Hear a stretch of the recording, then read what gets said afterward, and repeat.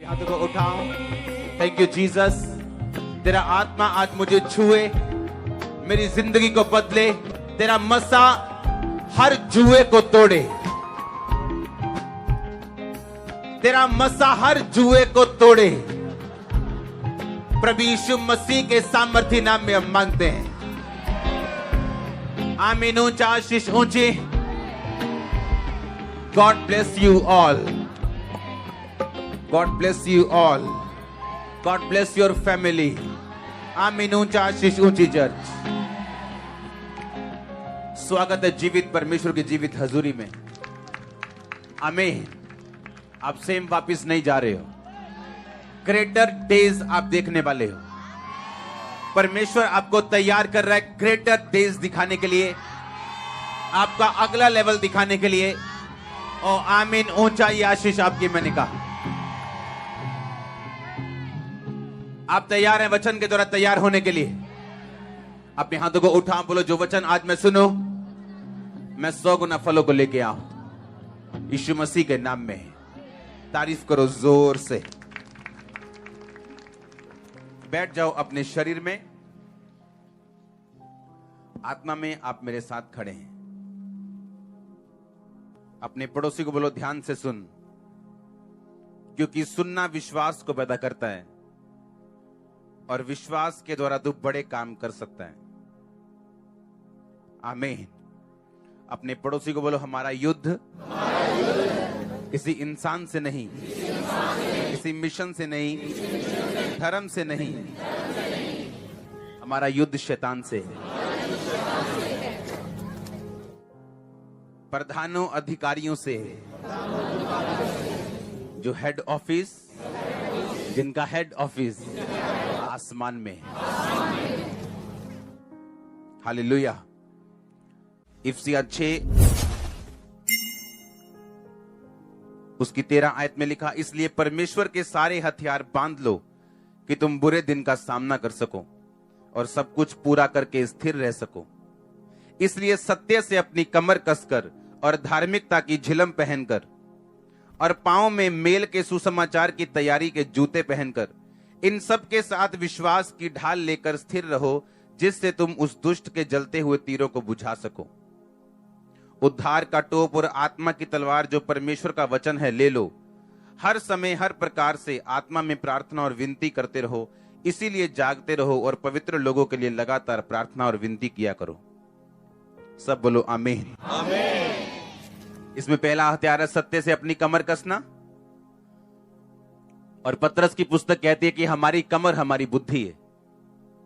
इसका मतलब कमर बुद्धि कसनी है हमने अपनी सच्चाई से, यानी यीशु मसीह के वचन से। क्या कसना है हमने अपनी?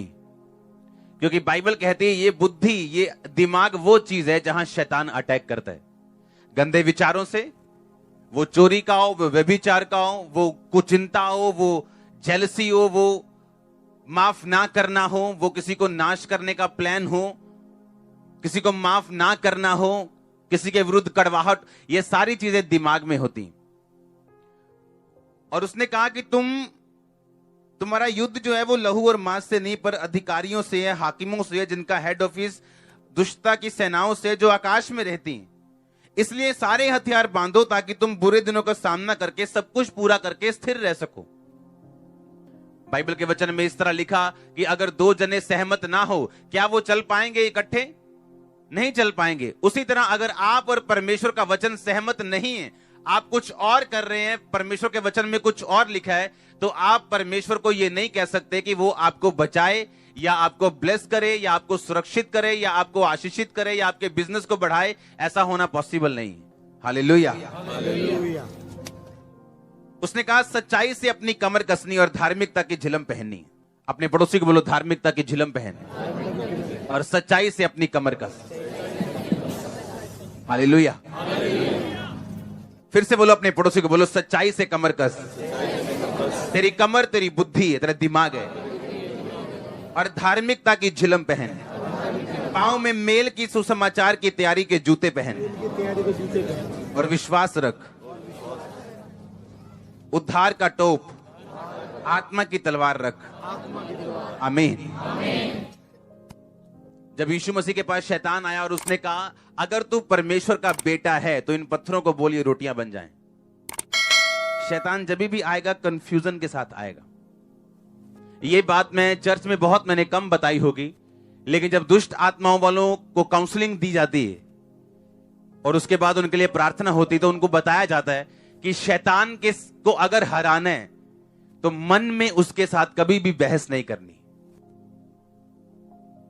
यहां जितने पास्टर्स बैठे हैं, मेरे सन्स डॉटर्स बैठे हैं, उनको भी यह बात समझनी कि दुष्ट आत्माएं वाले जो लोग हैं, जब आप उनसे बात करो, उनकी काउंसलिंग करो, तो उनको यह बात जरूर बतानी है कि जब भी शैतान आपसे बहस करे दिल में उसके साथ कभी भी बात नहीं करनी अगर उसको हराना है तो।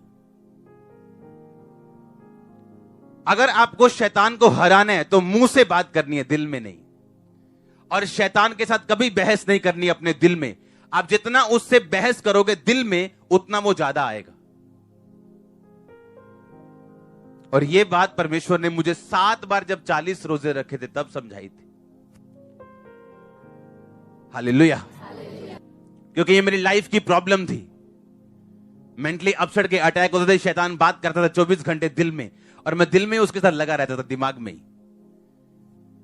बाइबल कहती इस बुद्धि को वचन के साथ कसना है, क्योंकि शैतान यहां अटैक करने के लिए आएगा। वो यहां बोलेगा नहीं, थोड़ी थोड़ी पी लेनी चाहिए। वो यहां बोलेगा आपसे। और अगर ये वचन के साथ कसा हुआ नहीं है तो वो एंट्री मारेगा। इसीलिए यीशु मसीह ने यह नहीं कहा ओए शैतान, तेरे को नहीं मालूम थोड़े दिन पहले मेरे लिए आकाशवाणी हुई थी कि मैं उसका प्रिय पुत्र हूं, मैं इससे बहुत प्रसन्न हूं, यहोवा ने मेरे लिए आकाशवाणी की थी, क्या तुझे मालूम नहीं? भूल गया तू क्या? एक भी बहस नहीं की दिल में। जो उसने चैलेंज किया उसके हिसाब से वचन बोला। अगर वो आपको ये कहे दिल में तू कभी चंगी नहीं हो सकती, आप क्या कहेंगे? नहीं, एक दिन खुदावंद मेरे पे जरूर दया करेगा। हाँ, और कहना क्या चाहिए मुंह से कि उसके कोड़े खाने से मैं चंगी, मैं होऊंगी नहीं, मैं हो चुकी हूं। आमीन। ये तो सिंपल सा एक वर्ड है। आपको अपना केस ढूंढना है कि शैतान आपको किस बारे में तंग करता है। इसलिए आपको बाइबल पकड़नी, उसे पढ़ना है। जितनी आप ज्यादा पढ़ेंगे और समझ रखेंगे और दिमाग को कस के रखेंगे, टाइम आने पर जब शैतान अटैक करेगा, आप जब बोलेंगे, बोल के बताएंगे।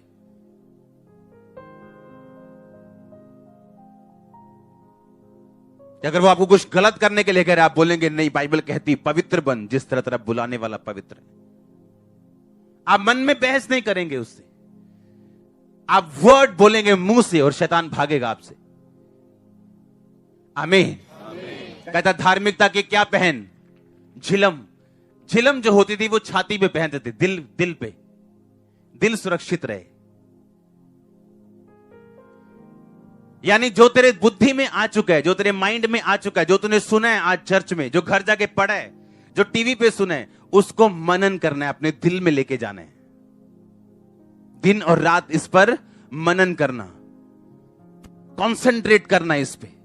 अगर इससे रिजल्ट निकलवाना है वचन से तो। हालेलुया।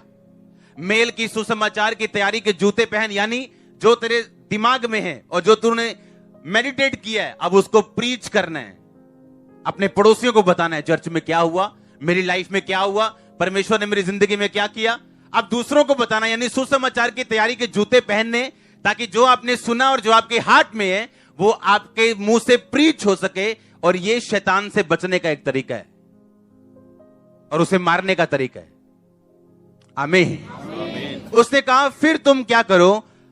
कहता उद्धार का टोप पहनो, आत्मा की तलवार लो। आपने सब हथियार सुने, टोप पहन लिया, झिलम पहन ली, जूते पहन लिए, हां, कमर कस ली, दिल कस लिया, जूते कस लिए, टोप पहन लिया, तलवार ले ली। आपकी पीठ अभी भी क्या है?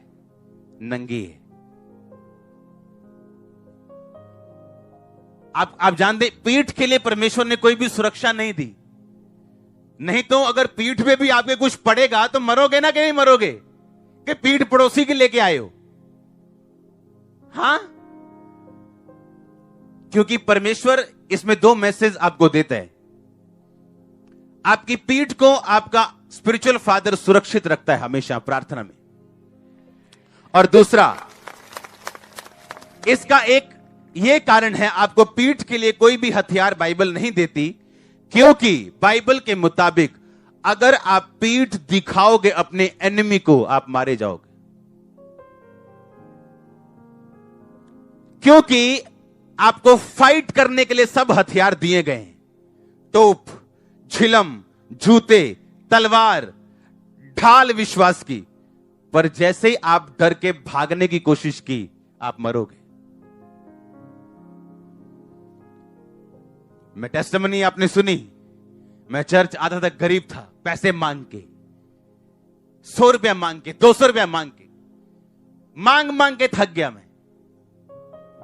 लेकिन आपको मालूम है कि शैतान आपको तंग करेगा, आप पीठ दिखाओ। दुष्ट आत्मा तंग करेगी, बस आप पीठ दिखाओ। लेकिन अगर आपने यह फैसला किया कि आप पीठ दिखाने की बजाय और आगे शैतान पे वार करेंगे, उसको जाना होगा। उसकी टेस्टिमनी मैं मांग के आया, मैंने वचन सुना कि जो टाइट नहीं देते वो टाइट रहते हैं। मैंने सोचा मैं इतनी गरीबी में हूं, क्यों ना मैं थोड़े से टाइट दूं। आप जानते थोड़े से टाइट देना प्रभु आपको सिखाएगा। जब आप एक्सट्रीमली पेन में हो, दुख में हो, बीमारी में हो, आपको लगता है कोई प्रेयर असर नहीं कर रही, उस टाइम परमेश्वर आपको प्रार्थना में लड़ना सिखाएगा। तब नहीं जब आप हील हो चुके हो कि अब मैं प्रार्थना करूंगी, अब मैं फायर प्रेयर करूंगी। नो, वो आपको तब प्रेयर करना सिखाएगा जब आप पेन में हो, ताकि आप फाइटर बन सके, आगे देख सके, आपको पीठ दिखाने की आदत ना हो। मसीहियत में एक रूल है, केवल वही जीतते हैं जो आगे देखते हैं और आगे बढ़ते हैं। बाइबल कहती जो अपना हाथ हल पर रखकर पीछे देखे, यीशु मसीह ने कहा वो मेरे योग्य नहीं। जब अलीशा के द्वारा, अलीशा ने जब मसा पाया और पहली चद्दर पाई एलिया की, तो एलिया को मालूम था अब अलीशा के पीछे चलना है। कहता 2 मिनट दे दे मुझे, मैं अपने मम्मी डैडी को बाय बाय बोला हूं। उसके बाद 12 जोड़ी बैल थे। 12 जोड़ी बैल का मतलब था एक अच्छा खासा बिजनेसमैन था वो। 12 जोड़ी बैल कोई ऐसे खाने पिलाने के लिए नहीं रखता था। 12 जोड़ी बैल मतलब रोज का हजारों रुपए का खर्चा, आज के हिसाब से उसका मेंटेनेंस का खर्चा था, वो तभी निकाल पाता था। उसके बाद इतने 100 खेत थे, वो बिजनेसमैन था, किसान था, एक प्रॉस्पर। और जब उसने कहा ओके मुझे अपने मम्मी डैडी को बाय बाय बोलने दे, पापा को समझाऊंगा, इससे इतने पैसे ले लियो, इससे इतने पैसे ले लियो, इसको ये डाल दियो खाद, इसको ये डालनी है, मैं मना बाय बाय कर रहा है। एलिया ने कहा मैंने तुझसे क्या किया, भाग जा यहां से। जब परमेश्वर ने बुलाया, आपके पास पीछे देखने का कोई भी टाइम नहीं। आप पीछे देखोगे, पीछे जाओगे, आप हारोगे, तौबा करोगे, फिर आप वापस आओगे और आपको समझ आएगी मैंने गलती की। फिर आपको समझ आएगी नहीं ये शैतान का वार था, ये शैतान की चाल थी। और कोई भी धर्मी गलती कर सकता है इस मामले में। जब चार्जिंग कम हो जाती है, आप गलतियां करते हैं। इसलिए चर्च जितनी मर्जी बढ़ जाए, मेरा एक पॉइंट चार्जिंग पे लगा ही रहता है रात को। हाँ, मुझे मालूम है ना बल से ना शक्ति से, उसकी आत्मा के द्वारा। मैं अपनी वाइफ को एक चीज बता रहा था, मैंने कहा फेसबुक पे जा, ये पेज खोल। हमने एक पेज खोला, मैंने को बताया कि देख ये पेज। 2 साल पहले वो बड़ा एक्टिव था क्रिश्चियनिटी में, ये हो गया वहां वो हो गया, न्यूज़ देनी इधर उधर की। बाद में कहां गया, 2018 में कम हो गया, 19 में गायब हो गया। ये हाल है सेवकाइयों का। उठे शुरली के जैसे पटाखे, 4 बजे शुरली कहां गई पता ही नहीं जी, किथे गई। शुरलियां मत बनो, सैटेलाइट बनो। और सुनो, जितने मर्जी आप पढ़े लिखे हो, जितने मर्जी आप बाइबल स्टूडेंट हो, बाइबल टीचर हो, कोई भी हो, बिना आपकी चार्जिंग और बिना बेसिक पूरा किए आप शैतान से फाइट नहीं कर पाओगे। ये बच्चों का काम नहीं है। हालेलुया। आप देखो एलिया जिसने आसमान से बारिश बरसा दी, आसमान से बारिश बंद कर दी, नबियों, सैकड़ों बाल के नबियों को मार दिया। जब एक धमकी दी जेज़ाबेल ने, भाग गया वहां से। आप दिमाग लगाओ, एक आदमी जो 400-800 की भीड़ से जो बाल के नबी जिनके अगर 30-30 फॉलोअर भी लगाओ कि 24,000 लोग हैं उसके पास, उसकी भीड़ से नहीं डरा, एक लड़की की धमकी से डर गया वो। रीजन क्या था? प्रार्थना की कमी होना। आप जितने मर्जी खब्बी खानो, आपको रोज चार्जिंग करनी है। आप मोबाइल को ये नहीं कहते मैंने परसों तुझे फुल चार्ज किया था ना, आज चार्ज नहीं करूंगा तभी भी तुझे चलना है। वो चलेगा क्या? नहीं चलेगा। क्रिश्चियनिटी में, मसीहियत में अगर आपको जीतना है, आपको सिर्फ आगे देखना है। निराशा नहीं आएगी, मैं नहीं कहता, 100% आएगी। दुख 100% आएंगे, निराशा 100% आएगी, लेकिन आपको वो सिखाने के लिए होगी, आपको ये बताने के लिए होगी कि आपकी एक्सट्रीम निराशा में, जब आपके आसपास कुछ भी आशा की किरण नहीं दिख रही थी, अगर तब परमेश्वर ने आपको छुड़ा दिया, तो आज वो आपके साथ क्या करेगा? हाँ या ना? वो आपको सिखाएगा, एक्सट्रीम में लेके जाके, सबसे नीचे लेके जाके, समुद्र की तह तक वो आपको लेके जाएगा। और जब आप समुद्र की तह तक चले जाते हैं, ऊपर आने के अलावा और कोई रास्ता नहीं होता आपके पास।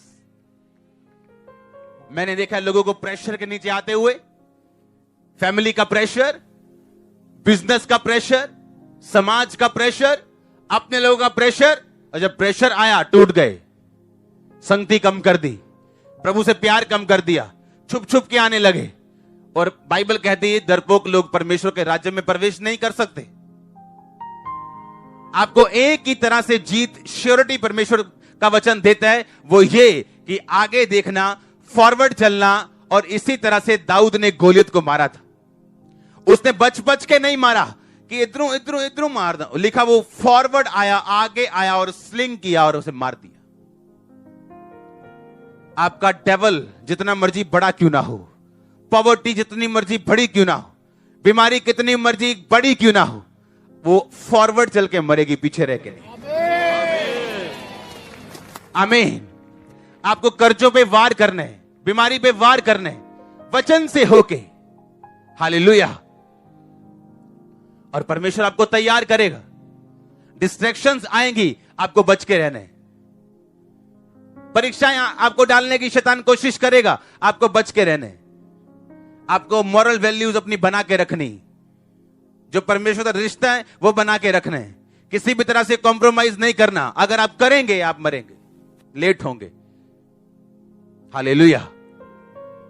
परमेश्वर ने कहा मैंने इस्राएलियों को ऐसा राह दिया कि जहां वो इस जगह पे पहुंच जाएं कि सामने समंदर हो और पीछे फिरौन की सेना हो। ऐसा क्यों?